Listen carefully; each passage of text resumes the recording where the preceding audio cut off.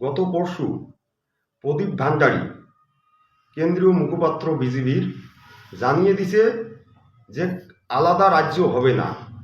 বিজেপিতে আসল রূপ প্রকাশ করে দিন। বিজেপি আগাগোড়ার থেকে আলাদা রাজ্য বিরোধী আসিল, মুখ দিয়ে কয় এক কথা আর পেটও এক কথা। তার জন্য আমরা সর্বশক্তি দিয়ে আন্দোলনে নামব। এই আন্দোলনে সামিল হবার বাদে সামাজিক ও রাজনৈতিক দলগুলো আহ্বান করিলাম, যেখানে বিজেপি নেতাগুলো প্রচারে আসবেন সেখানে বিক্ষোভ হবে, কালো পতাকাও দেখানো হবে। শুভেন্দু অধিকারী, শান্তনু ঠাকুর, শ্রমিক ভট্টাচার্য, সুকান্ত মজুমদার উত্তরবঙ্গের মাটির বয়কট নিষিদ্ধ। প্রয়োজন সাপেক্ষে আমরা নরেন্দ্র মোদী অমিত শাহর বিরুদ্ধে আন্দোলনে নামব।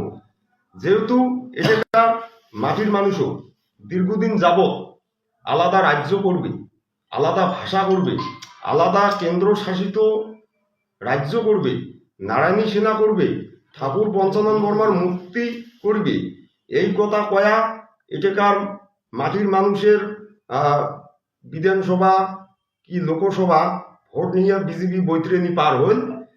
এইবার 2026-এর আগে কয়ায় আছে যে আমরা আলাদা রাজ্য করব না।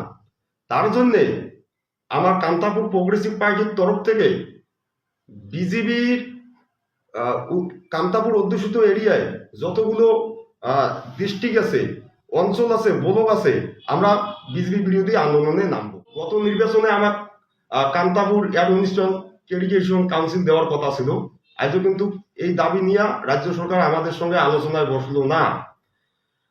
বিভিন্ন সময় ভোটের আগে প্রতিশ্রুতি দিছে যে কান্তাপুরি ভাষা পঠন পঠন উত্তরবঙ্গের যতগুলো প্রাইমারি স্কুল আছে, কান্তাপুর অধ্যুষিত এরিয়া আছে, সেই প্রাইমারি স্কুলগুলোতে পঠন পঠন চালু করবে,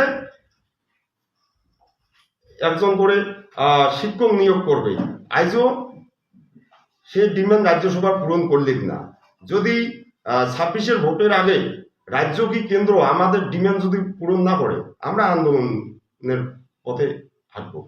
যে বিজেপির যে নেতারা এখানে ভোট প্রচারে আসবেন কি দলের হয়ে প্রচারে আসবেন, আমরা কান্তাপুরের মাটির থেকে কালো পতাকা দেখাবো। আর বিভিন্ন রাজনৈতিক দলকে আমরা তো জানিয়ে দিলাম, এলাকার জাতি মেটির যতগুলা সামাজিক রাজনৈতিক দল আছে সবাইকে আমরা আহ্বান করিলাম যে বিজেপির বিরুদ্ধে আন্দোলনে নামবে।